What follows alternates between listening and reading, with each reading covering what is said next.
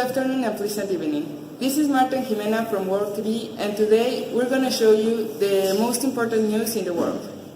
Yesterday, in Alberta, Canada, there was celebrated the second meeting of 2030 of the world powers, in which USA, Russia, China, Germany, India, and Japan colluded to solve the megatrends of this year, in which they stand out the dispersion of the power, demographic changes, and the growth of the world demand for food and water.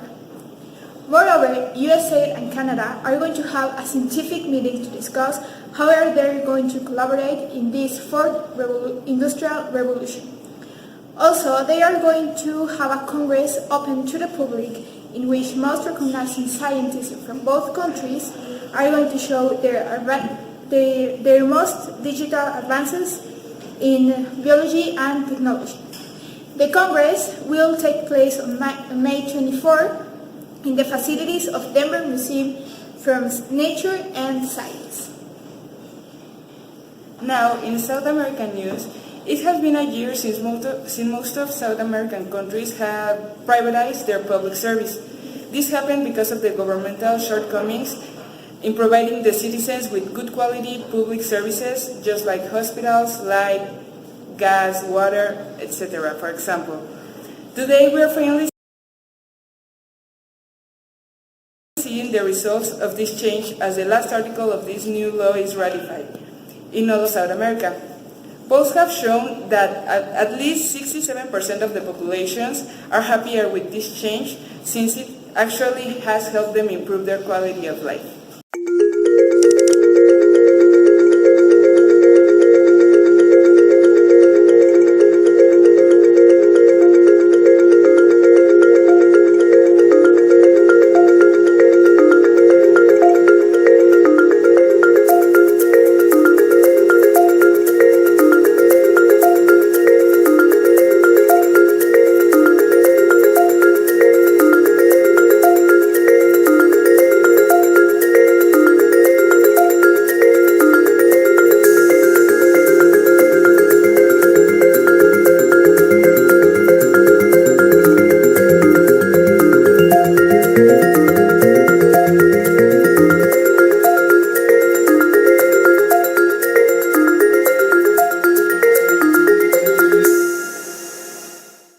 Now, we are going to the World's New Studio in France with Daniela. Thank you, Jimena. So we are going to talk about the economy of the European Union. At the moment, the European economy is going through some rough times, and they have several expectations and overwhelming necessities. The European Union needs to take in consideration the integration of foreign policies.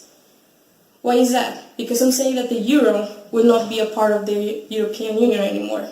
Some political figures think that the currency is not necessary to keep the countries together and to keep a relation together. So keeping the economic union in Europe is a fact that is going to happen, but it's not because of the euro. So it's a fact that the euro will disappear, bringing consequences to other countries. Some countries have taken into consideration referendums made all along the area. These results were alarming because people thought that it would be great to have an economic separation. They don't seem to see the necessity of becoming a fuel union. So that's why the euro might disappear really soon. Even though some countries are not ready for this kind of action, they need to be prepared for this kind of crisis, because it's sure that crisis might come. Thank you, Daniela. Now we're going to connect with Lucio, who is in the Middle East. Good afternoon. Today I'm in Syria with Yusra Mardini, who was a Syrian refugee in 2018. Now she's the CEO of an important firm, PricewaterhouseCoopers. Yusra, how did you become a CEO? Hi, Lucio. Well, it was not an easy process. Since I was a refugee in Germany, I looked for highly qualified education. I learned German, English, of course, and Spanish. And this allowed me to travel to the United Kingdom and work for PricewaterhouseCoopers. And I worked there until I became a CEO. Nice. Now tell us, what was the biggest problem? Well, definitely the fact fact that the world at 2020 was not prepared for the populations to move like Syrians. Another challenge as a company was making stronger the world economic integration, but definitely I wouldn't be here if Islamic terrorism hadn't finished.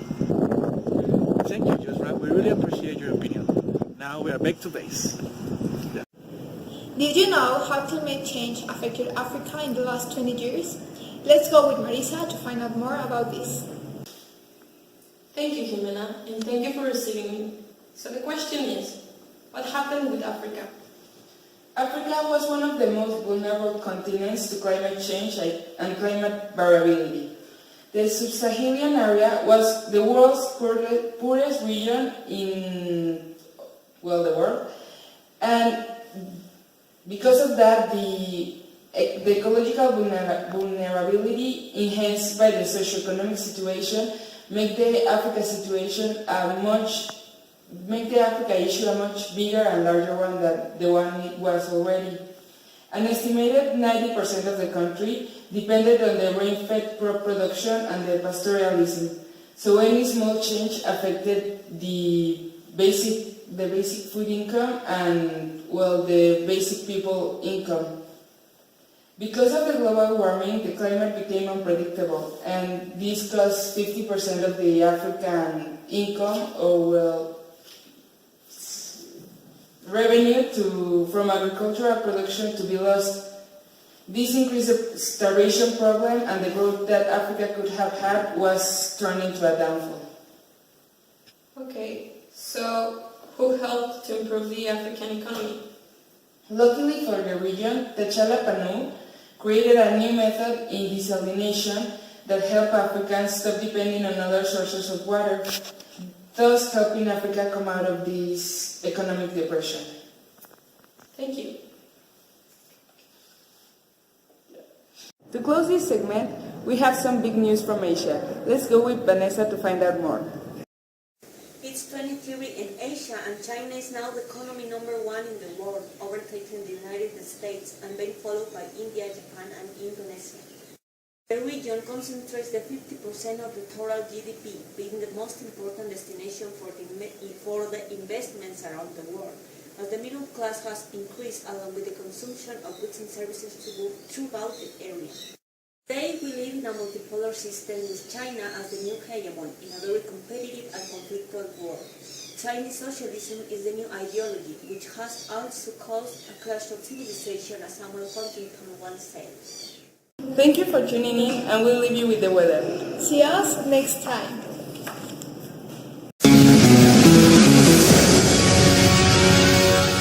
Hello, Nashville. I'm your local weatherman, Cotton Quartz. I'm not an actual meteorologist, but I do know my sight words. Today's weather report is brought to you by the letter C. And also, Pokemon cards!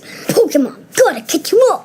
Let's take a look at today's weather in Nashville using our new weather simulator. All I have to do is click this button.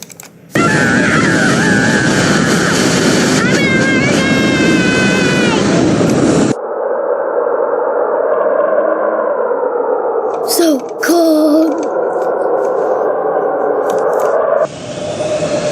Is there something behind me? Aw, this is more like it. It's cloudy today in Nashville with a slight chance of rain.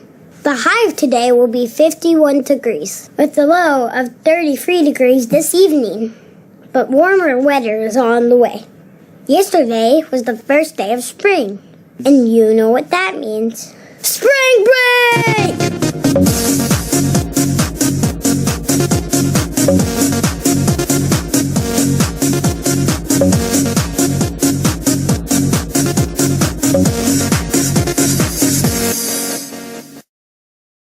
This has been your Waverly Belmont Weather Report. I'm Cotton Quartz.